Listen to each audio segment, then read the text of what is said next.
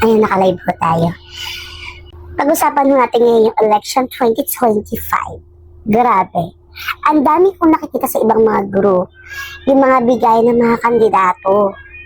Tapos makikita mo sa post na ganito ganun, wala bang pagbabago, yung meron ganito ganun, wala bang bago, napag-iwanan yung mga probinsya nila.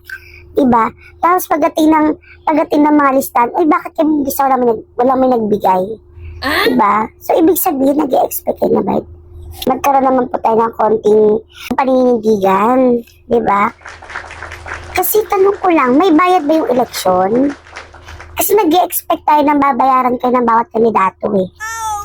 Yun yung nakikita ko sa lahat ng mga nagpo-post eh, na para bang kaya ganitong kandidato, wala pa sila may natatanggap. So wala na, parang hindi kayo maboto pag walang bayad. Diba? Kung gusto nyo ng pagbabago, matuto tayo manindigan. Hindi po yung... Aray, kayo na to. Kay Kunsihan? Oh my God!